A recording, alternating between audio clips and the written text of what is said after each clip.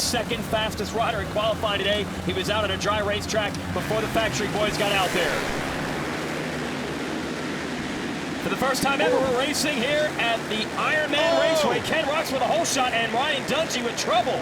Well, Ken Roczen almost threw it away right there. You saw these guys just sliding around in the mud, and then Dungey got off the main line. Look, he's still trying to get back on the track. He almost went over the handlebars, hitting all that mud that they pushed off to the side of the track.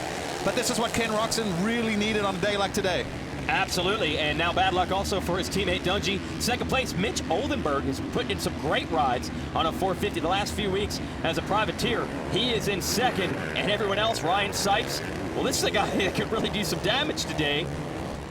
He's did about a decade on this circuit as a pro motocrosser. Now he is a cross-country rider who races some of these races for fun. Sipes in third on the Roczen KTM. Then it's Trey Canard in fourth on the Honda. Whoa. And Brett Metcalf fifth on the green bike. Then it's Tomac, Matt Gerke, and then Dungey. So Dungey just inside the top 10. Chad Reed coming through next.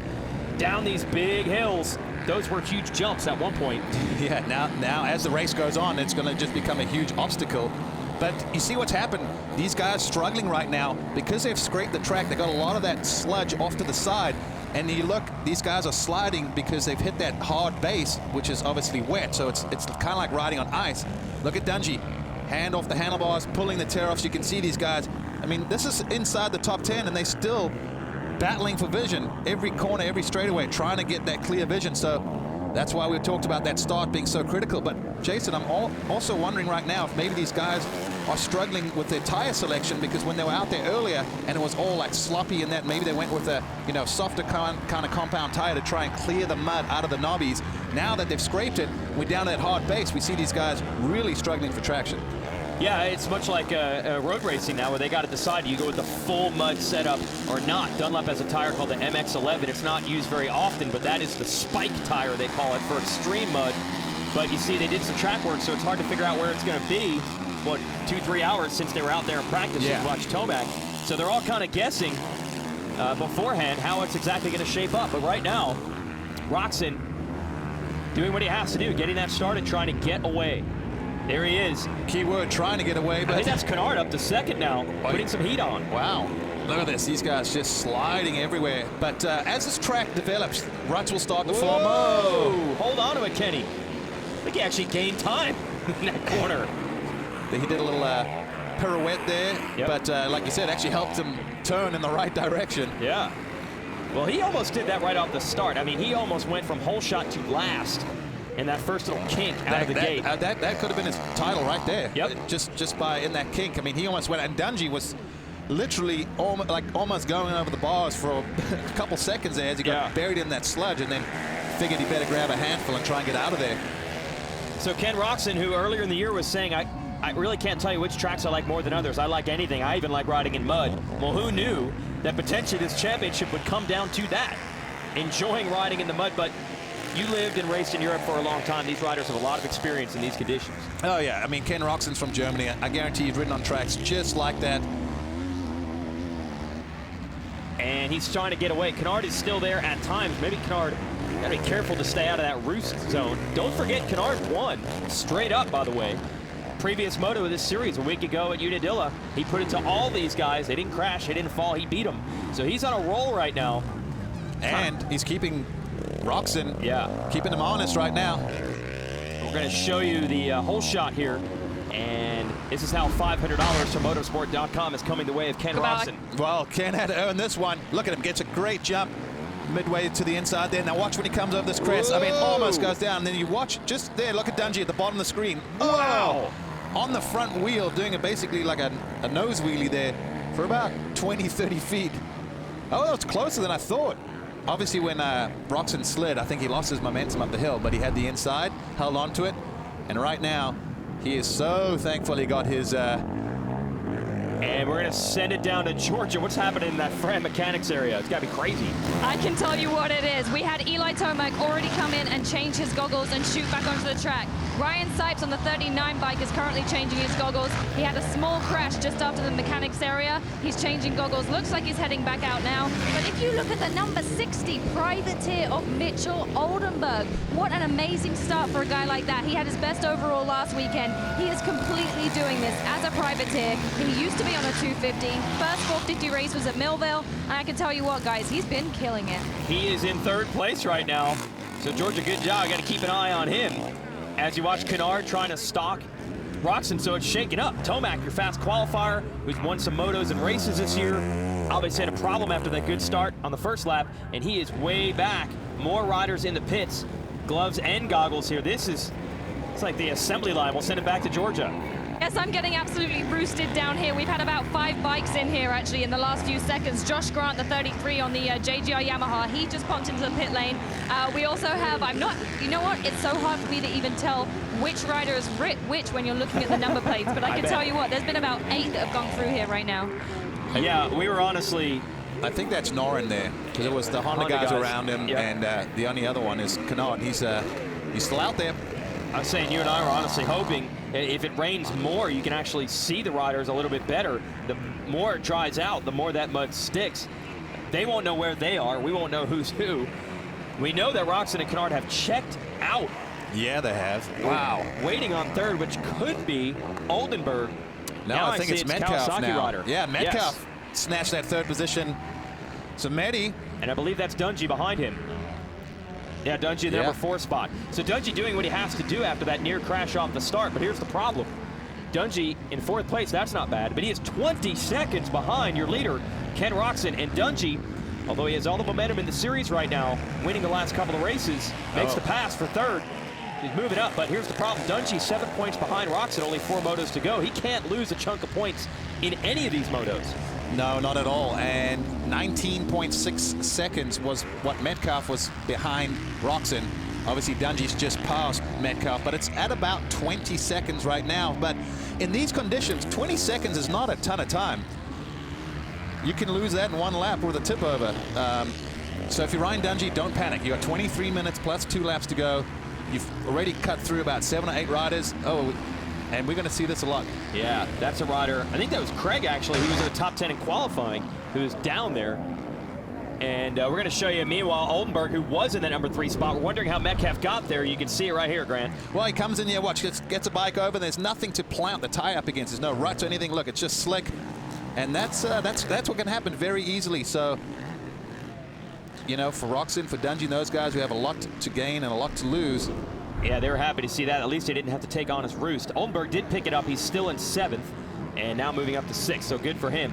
Battling it out with Matt Gerke as we watch Dungey. So he's in a mud race. We're normally saying it's just about survival. Just keep the bike moving. But right now, he's got to make up some ground as Ken Roczen and Trey Canard have gotten away early on a muddy day here at the Thor Indiana National. We'll see what Ryan Dungey can do. He's got about 20 seconds to make up after nearly going down off the start. Oh, just got second. That's 1 spot. Canard's down.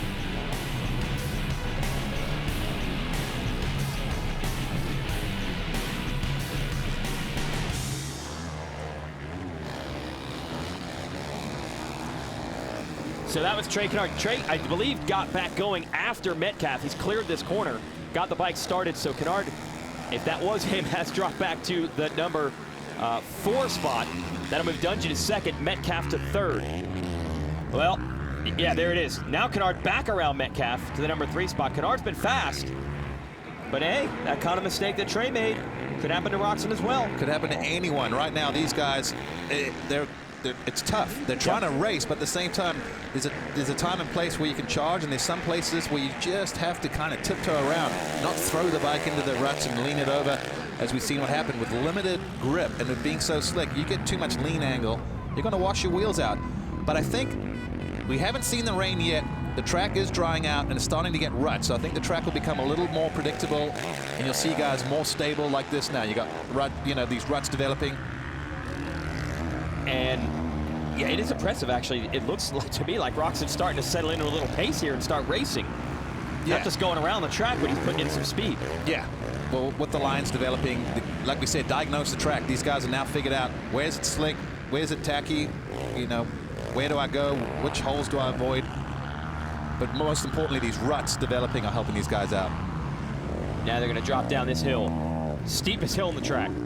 That was designed to be jumped, but anyway, now today is survival.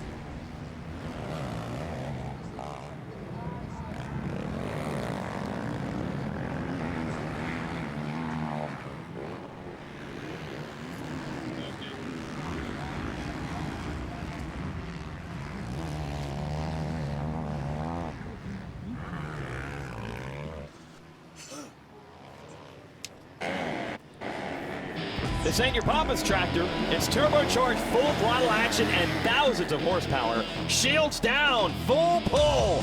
It's the Lucas Oil Pro Pulling League. Guaranteed fun and excitement for the whole family. Catch all the action Sundays at 3 p.m. right here on MAV TV. Earlier in the day, we had our own Pro Pulling League. We had to winch Marvin Musquin's bike out of the mud in practice. That's how bad it was with the rain we had, and we expect to have not just more rain, but to add to what we had before, but the storm that's coming is supposed to be even worse than what we had this morning. Right now, though, Ken Roczen controlling it on the Red Bull KTM. Ryan Dungey saw right before break, moved up to second when Trey Canard crashed. Canard is back up at the number 3 position. Since Red Bull KTM 1-2, that seems like all the races this year, but totally different style of racing today. Well, Dungey's done it the hard way to get in the second. When I say the hard way, obviously he didn't get the whole shot like Roczen, and he had to deal with trying to get through some fast guys, which, you know, some guys made mistakes and whatever, but hey, that's mud racing in general. But Ken got that whole shot, almost threw it away, but almost doesn't count, because right now he's enjoying this 26-second lead, and he's pulling away big time. Yeah. But in Dungey's defense, he hasn't had a clear track. I think this will be the first lap that he has a clear track, but he is getting hounded by Canard again. Wow. So Trey may have had that tip over, but it's not slowing him down much. He's still got a great pace going. Well, we saw him. He was all over Roczen there in the beginning.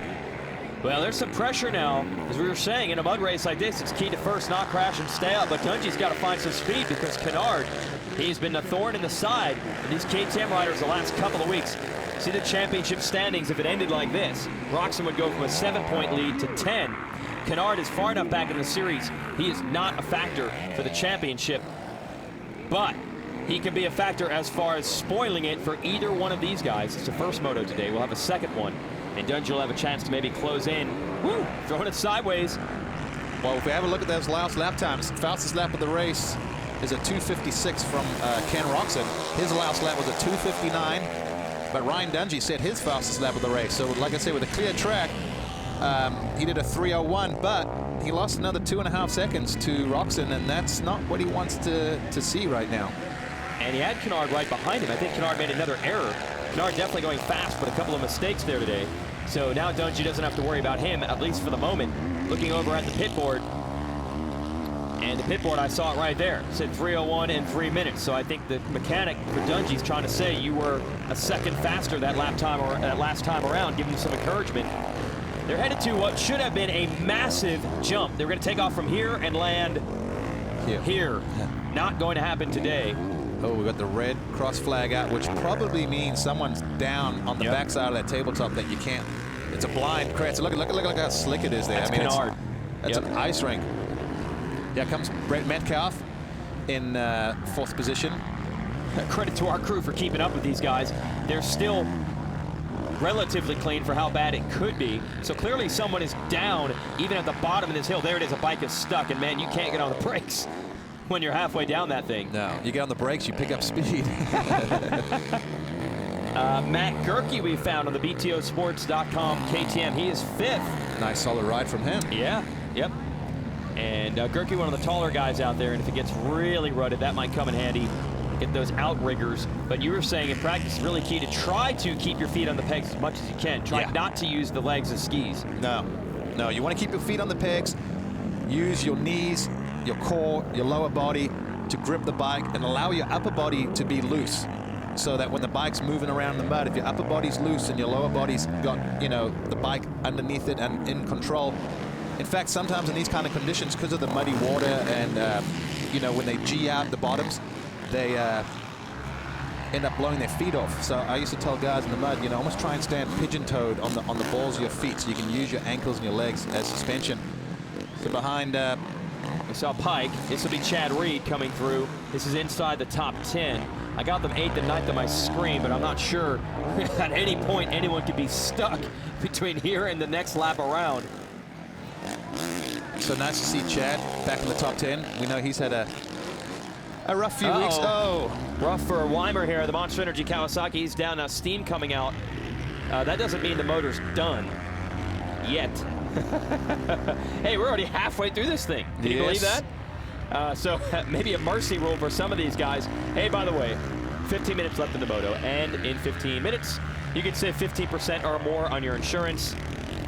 Right now, you need to save some money for the pressure washer. Put as many quarters in that thing as possible. Let's send it back to Georgia for an update on Vision.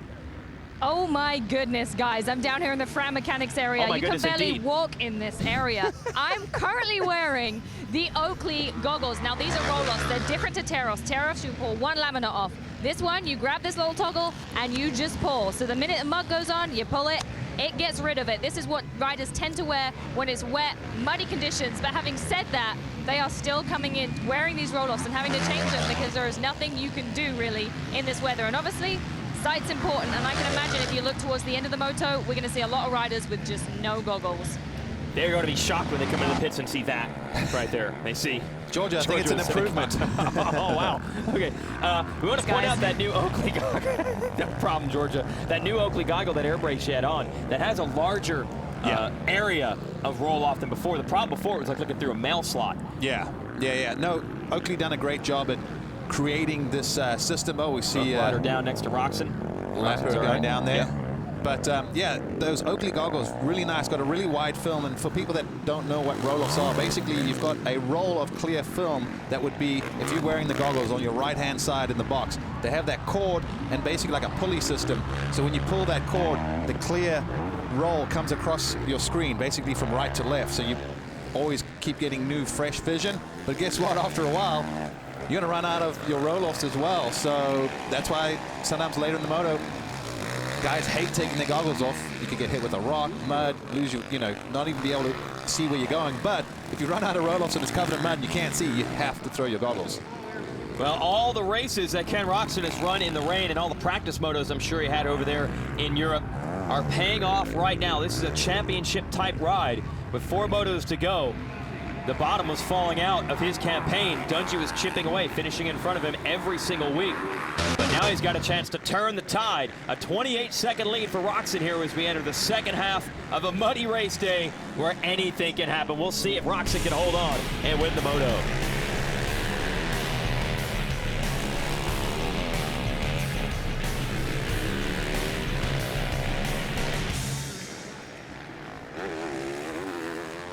So Kenny just putting it down right now.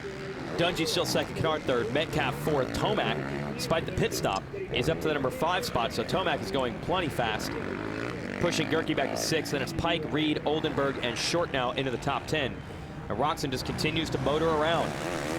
He looks pretty smooth, looks pretty comfortable, but at the same time, his lap times are still good. I mean, that last lap, Dungey took out 7/10 of a second. They both ran 3:02s. Roczen with an 8, Dungey with a 1. But Roczen's got a 28-second lead, so he doesn't have to push. For him right now, it's just be smart and steady. Just keep it on 2 wheels. Everyone's going to be making mistakes. Doesn't matter if you win by 28 seconds or 0.8 of a second. A win's a win.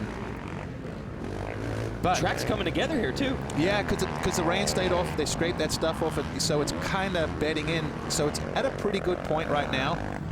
But if it continues without the rain and the way the track's going, that second moto is going to be really tough. I mean, look at this section. These guys just... Yeah. It's like going on ice. You can see that shiny underneath, and with the heavy moisture in it, it's just really, really slick.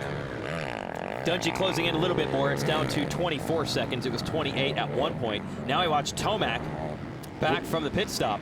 He's in 5th, trying to get Metcalf for 4th. It's crazy to think that they had a pit stop in motocross and he's still in the top 5. That's right.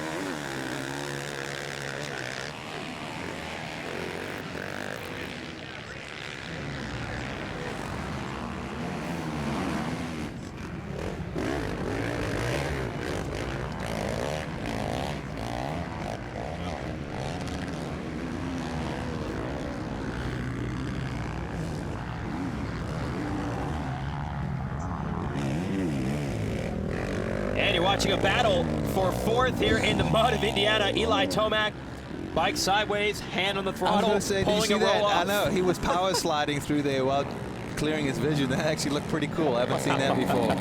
But it just shows you, I mean, right now he wants to get around Metcalf so bad that he's trying to stay out of the roost and change up his lines. But you see what happens sometimes. You change up your line, you lose a couple seconds because you end up getting buried in the mud or something like that. But Eli riding really good right now, and probably was the best thing he did was go and get fresh goggles, because he couldn't have battled with these guys without goggles on. It's just impossible.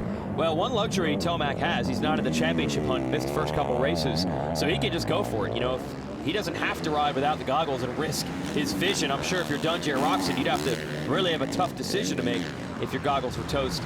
Not give up positions on the track, because every point counts for them. Tomac's coming back strong, though, on Metcalf. This is a battle for fourth, and third is Canard. What's amazing to me, as wild as these conditions are, this is exactly the top 5 guys who are top 5 in points. Yeah. And they're in the top 5. Considering the track and everything was a little bit unpredictable coming into today, the racing so far has been somewhat predictable. So yeah, but it just showed you why these guys are the top 5 guys in this class, because whether it's sandy, whether it's muddy, whether it's hard pack, a good rider's a good rider. You know, sometimes certain things suit them more. Look at Tomac. He's really charging. He's getting really patient, trying everything he can. Look, and he'll gain the time and then lose time. Rider is down. I think that's another lapped rider. They got to contend with that. You were saying earlier that it can sometimes take more energy. They're going a lot slower. The track's not nearly as rough. But it can take more energy to ride like that sometimes. Yeah, because you're doing so much on the bike, just trying to keep it upright. You're paddling, you're this, and you got to remember the bike weighs probably 40, 50 pounds heavier. Their boots, you know, feel like there's concrete on the bottom. They get heavy, so every time you lift your leg and you know, you're working this, clearing your vision, trying to stay on 2 wheels. There's a lot going on, so it's a different type of fitness at times, but especially when you crash and you pick it up, and then I remember you kicking the bike and just being like, I gotta get going, catch my breath. So here's Canard in third. He's making a run at Roczen earlier. Had a couple of mistakes that allowed Roczen to get away and Dungey to pass him. Canard, who won the previous Moto of the championship at Unadilla, they're still cheering him on hard there. The Honda Muscle Milk crew pushing him. And you never know, third place on a muddy day like this could still be in contention for the overall win. Oh, absolutely. And Georgia has Trey Canard's mechanic. Yes, I do. Brent Pesnell, Trey Canard's mechanic. Now, what do you do to prepare a bike for a mud race like this? Because obviously you want to avoid mud sticking to it. Yeah, you want to keep the mud off of it, and then the biggest thing is like the standing water in the air box. You got to keep the filter dry, keep it covered. The other thing is controls, like the mud can jam up the clutch and the brakes, so try to keep it clear so everything's functioning correctly for as long as possible. That's the main goal. Thanks, Brent. Yep. And they got a little tricks to do that. Spray some silicone on there. You said foam, things like that to try to keep that wedge mud away. foam like between the foot peg and the brake pedal and the shifter and stuff like that. And some of these guys actually will ride with a towel tucked in their pants. In fact, earlier I think we saw Dungey lose his. And the reason they have the towel hanging out is if they fall, of course you put your hands out.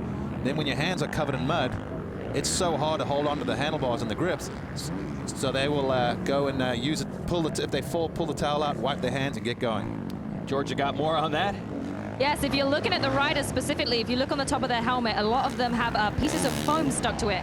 This lets the mud bounce off as opposed to stick to the helmet, because the minute mud's on there, it makes it heavy and you're having to drag your head around while you're riding. And also, they tend to stick a lens of a pair of goggles on the front, so if it rains, it's less likely to go in your eyes. But at the end of the day, when the bike's covered in twice the weight of normal. Yeah, there's only so much you can do. But meanwhile, everything they learn out here, they do try to put into the bikes you can buy. For more on that, let's have a little insight to the machine Brent Metcalf is riding right now. The new 2015 KX450 will feature a lot of technology that comes from the last 2 years of Ryan Villopoto's championship-winning bike. The new SFF Air TAC fork that we currently run on Ryan Villopoto's championship bike. The new KX450 also comes with a race-inspired 270mm front braking disc, the largest in its class. The new features of the KX are the reason it's a top pick by US motorcycle magazines. And that is why KX is the bike that builds champions. Right now, they're just trying to make sure the bikes can get to the finish line first. Reliability is key in a race like this. Metcalf still has Tomac behind him. Tomac 5th, Gerke 6th, Pike 7th, Reed 8th, Oldenburg and Short rounding out the top 10. And maybe it's fitting that a race that spent about 20 years hosting the largest round of the Grand National Cross Country Series is a race that's cross-country-like conditions. These guys just trying to nurse it home and just keep the bikes upright, keep the bikes running. And Tomac still catches Medi, tries to take some different lines, gets a little squirrely, gets buried in the mud, loses a couple seconds, tries to remount, and we've seen it happen several times. I think maybe at this point, if I was Eli, I wouldn't try and override the track. I would try and get close to Medi and hope, and it's not if, it's a matter of when he makes a little mistake, that you're right there to capitalize. So the problem when he loses time because he makes mistakes trying to get by, like right here. That, or you just got to go force the issue, go run it in there. See, look, every time he gets off that main line, just loses time. But he's been pretty good here. Let's see if he tries to run it up the inside of Brett, take that line away. He's got that look in his eye. Not quite close enough there. Well, he's got the look and the mud in his eye. Didn't have to take the hand off the barge to that corner this time. Looks over to the side, so he doesn't get roosted in the face. Exactly, because at this point he's eaten so much roost. Now look at this, Tomac really, really trying to get around Medi. Look, switches it up, grabs a handful. Oh! Wow. I said he's going to have to get aggressive. Because Medi doing what he should be doing, taking the main line, just making it difficult. He's coming back after him, Metcalf. They got a bunch of lap riders to contend with. Oh, what's going to happen here? This is where it gets interesting. Oh. Now Medi, there we go. That was it. Ran out of roll-off, ran out of tear-off, so it's time to dismount with the goggles. Medi was coming back after him, fighting, and then one roost shot from Tomac was all she wrote. Now Metcalf's gonna have to, be careful here, duck that visor, and use that to protect himself. So Medi, watch, he will end up fading back. One, he doesn't want anyone in front of him. He needs clear track because of the fact he doesn't have goggles, but it also makes it difficult for him to go and try and remount a challenge, a battle with Eli, because at this point he's just going to make the most of it. He's sitting in a solid 5th, where he usually is. Top 5 guy all the way. Rain or shine, Roczen continues to lead. Dungey's got a 26-second lead. We're closing in on the finish.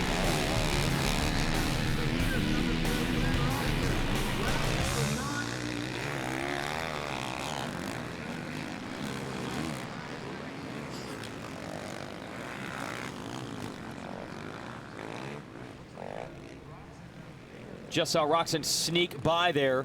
Another lap in the books. 2.5 minutes before the 2-lap card comes out. Didn't cut laps or time today. That's motocross for you. Rain or shine, man. Well, now, we talked about Roczen getting that hole shot and having clear vision, but this was predictable. There'd be a lot of traffic because we knew there'd be a lot of crashing. He's even coming up to, I believe, Lap Sipes, who was literally a couple seconds behind him early in the race. So it was just like this on lap 1. Yeah, it was about this distance. I was going to say, it was pretty close, but all of a sudden, a pit stop, change of goggles, a little tip over, and you're getting lapped. I'm just curious where they've lapped up to at this point. I'm trying to figure out where Sipes is and some of these other riders that they've gotten to. I don't see Sipes on the screen at the moment. As you look at our transponder screen. There he is, 14th. So they've lapped up to 14th. I figured they obviously had to have lapped a lot of guys. So there's a lot of guys that are out of the race, as you can imagine, with these conditions. I mean, there's only 31 riders circulating at the moment. So 9 guys out, including guys like Weimer, Brayton, and several other guys there. But that's why I said Roczen's got now a 30-second lead. He's stretching it out. So if you're Ryan Dungey, I wouldn't push it. You're not going to catch Roczen. You got nothing to gain at this point. Take the second. It's 3 points. It's not a big deal.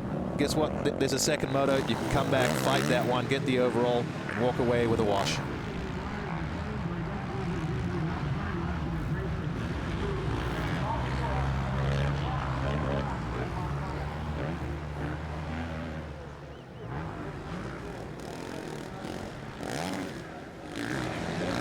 But Ken Roczen fighting for this Lucas Oil Pro Motocross Championship. Maybe all you needed was a change in the weather.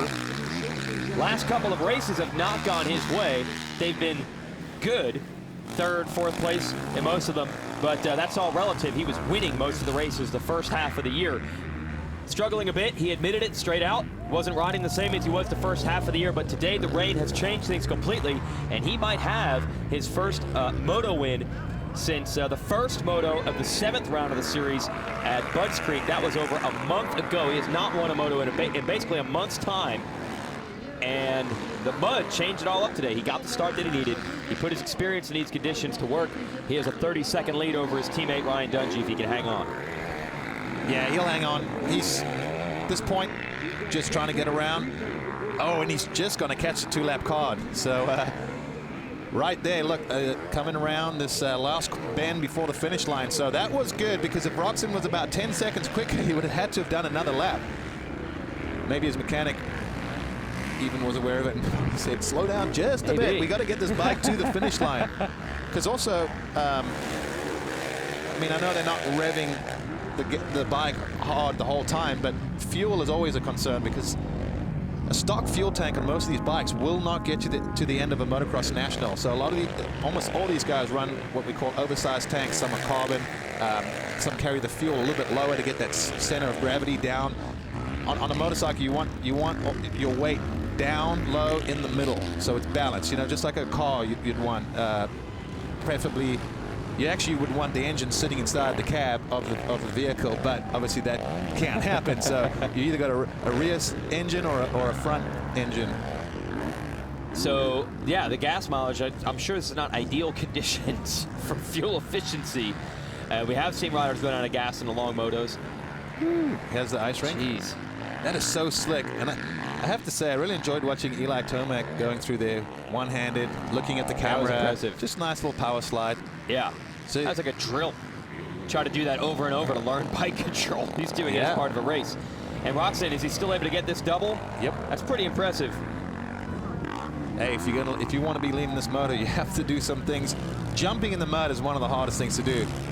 Oh. Is he trying to get the goggles? I'm not sure what he's doing there. Is he trying to pull them off? I think what it looked like is I think he scraped mud off of the top of his helmet. Because sometimes you see the mud starting to pack on top there. And I've had it where it gets so heavy, your helmet's falling down, where basically the top of the helmet's almost starting to come and push your goggles down. So maybe what he did there was just, you know, take a big clunk off and flick it off. Yep. Yeah, there he is, trying to get the weight up. Good call, Grant. And for more, let's send it down to Georgia. Yes, on that corner where many people have crashed right after the Fran Mechanics area, a rider was down, and then Eli Tomac got stuck behind him. He revved his bike to the max, trying to get out of it. In the meantime, Brett Metcalf caught right up behind him. So if you look now, they're a little bit closer than they were before. Yeah, but Metcalf has to try to get around him without the goggles. Probably came around seeing Tomac revving that bike and saying, please don't let that clutch out. Yeah. It roots me. Just keep staying there revving it. Yeah, that's fine. Idly. So here's Roczen. Man, standing up even in the entrance of that corner. Well, that's how. Look at that, standing up. But that's how you go fast. Just, I think the greatest mud rider of all time is Stefan Everts. You watch that guy, he'll barely sit down. So Roczen definitely taking a page out of that book, but it doesn't look impressive. It's not like he looks like he's going that fast, but it's effective. It's faster than everyone else. Absolutely. Man, to be able to stand up in these conditions, and normally guys would just have their legs off trying to balance. That's some talent this German has. So he's headed toward the white flag now. Once he makes this big round horseshoe turn, a little double jump, and then it'll be the finish and 1 lap to go. This is going to be a huge sigh of relief, regardless of the conditions, regardless of how he did it. Ken Roczen desperately needed another moto victory, and he's 1 lap away from getting it. Well, we talked about him having this little slip lately and Dungey making up all these points. So Kenny hasn't won since the first moto at Budds Creek. Yep. So that's a few rounds ago, and we've seen other guys come through and collect wins. Tomac, Dungey, Canard even with a moto win. So this is what Kenny needed for his confidence and of course for the point standing. But look at this gap. We're still waiting. Here he is. Yeah. But oh, there he is. There he is. That's unbelievable. No, that wasn't Dungey either. Yeah, I think so. I think that's Dungey. 35 seconds are saying the gap is. So, yeah, 38 seconds is the gap. He did come by. He is still in the number 2 spot, so that's the good news. The bad news is he is going to lose some points to Roczen. But Grant Langston, you're saying on a day like today, sometimes you got to take what you can get. Oh, absolutely. You know, and at this point, For Ken, it's exactly what he wanted, and basically after the way the start went, Here's Dungey. Yep. He's now had to get rid of his goggles. So basically, one of the few guys that has his goggles is Roczen, and that's just the beauty of getting that hole shot. I mean, he still had to deal with lappers, and he's gone through tear-offs and roll-offs and that, and then, of course, Tomac. And I think Tomac made the smart decision. It was early enough in the race that he could go in the pits, get fresh goggles, have good vision, and have time to come back and get a result out of it. And he's had a exciting first moto, or eventful first moto so far, but yet he's still in 4th place. So Pretty good. if it, 2 or 3 laps to go and you get rid of your goggles, I would not suggest pulling in the pits. You just got to suck it up. But early in the race, he did the smart thing, and it's going to pay off for him. He's looking at 4th. You just saw Canard, who's in 3rd. Dungey 2nd. And this man, Ken Roczen. Boy, there's going to be a lot of pressure on him coming into this. Plus, you imagine the conditions. Things could go wrong in a hurry. And he had no problems at all. Relatively tame ride compared to everyone else out there. Had that little scare off the start. Held on to it. One other time we saw him get really sideways. But he has been in control on a track that's very hard to be in control on. And it's just claimed victim after victim after victim. Yeah. So Roczen, this would open the gap up from 7 points to 10. And for those of you at home not familiar, it's a 3-point gap between 1st and 2nd in any of these motos. 2-point difference, a couple positions back, and then outside the top 5, it's only 1 point each. So 10 points is a lot to work with. Certainly doesn't have it wrapped up by any means, but it's better to have 10 with 3 to go than 7 with 4. We'll see if Dungey's able to answer back in Moto 2, but I say it's European-type conditions, and when it's muddy, and the European is taking it to everyone here in Moto 1. Great ride. That's exactly what he wanted, and that's what he's going to get. Standing up on the pegs one last time. See if he even doubles this for good measure. Here we go. Yep, Ken Roczen, a clutch ride in the mud and all, wins, and he is pumped on that. He needed it in the worst way, and he had to get that start. He got it, and he barely put a wheel wrong considering how difficult these conditions were. What a ride for the young German. I got to wonder also, is that a little shot in the arm for him? I know it was muddy and all, but still, he's got to feel much better going into the next set of motos. Well, 10 points. Think about it. Pressure's off him. He can finish 2nd to Dungey in the next 3 motos, and he'll win the championship by a point. So that's just something a little that's in the head, but it's taken some of that pressure off. He needed this win. He got this win. Now he can maybe change his thought process a little bit, because it had Dungey won and it was reversed, and it's 4 points. All of a sudden, it's game on. Yep. And for Dungey, you might have to hope that those Honda boys, Canard and Tomac, get in the mix. We'll send it down to Georgia to talk to, I'm sure, a very happy winner. Yes, and he does look happy. I'm just having a refresh off now, but we saw that fist pump that Ken Roczen had over that finish line, finishing, of course, with a double. Ken Roczen, that was one gnarly race. They say it's got a European style to it. What did you think, and how hard was it to deal with the conditions?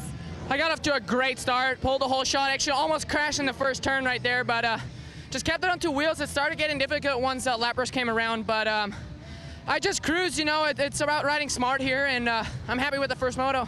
We got a 10-point lead against Ryan Dungey now. We got a 2nd moto to go. What's going to be the key? I think it's meant to marine again. That's fine with me. I just want to keep it consistent and have fun. So that's all I want. Huge congratulations to Ken Roczen with his win, the first one since Budds Creek. 2nd place winner, the Red Bull KTM of Ryan Dungey. Ryan, the conditions out there were like nothing we've had this year. Not only are the conditions tough to ride in, but you also lost your goggles too, and you have to take them off. How do you deal with the race conditions like this, and how can you manage without goggles? Well, it's very hard to manage without goggles. We came up on a lot of lappers there, but with these track conditions, we haven't had these in a long time, and hey, we're making the best of it. So we messed up on the start. We were right there in 2nd and went off the track. So what it is, we did what we could. 2nd's not bad. We got another moto, so we'll try to give it all we got there and see what we can do. Like you said, you came off the start there. How slippery is it going off onto the start, onto that right-hand corner? Well, it's a right chicane, and everybody's pushing into one spot. So vision's a little blurry and track's a little slimy. So you come together and you make mistakes. But it's definitely tough out there. They did a good job pushing the mud off, so we could go racing and make it halfway decent. But excited to be here, see what we can do, and got to get a start this next moto. Perfect. Congratulations, Ryan Dungey, with that 2nd place in Moto 1. Yes, I'm down with our third place, the 41 of Trey Canard. Now, Trey, let's start off with the fact that you had that little tipple in the first 5 laps or so, but also how hard is it and on the body more so than a regular track? It seems like everybody seems to be using their legs a lot more than usual. Yeah, I mean, it's tough on the body, but the mind, you know, there's so many ruts and so much soft stuff. You got to pick the right things. So, man, it's tough out there. It's a lot of fun, though, and hopefully, you know, next Moto we can come back and give them a run again. So. Perfect. Congratulations, Trey Canard, third place overall, and good luck to the next Moto. The all-new Geomax MX34 is the latest result of Dunlop's ongoing development with the help of top motocross pros. The all-new Geomax MX34 is the new industry standard for soft to intermediate terrain. Experience the advantage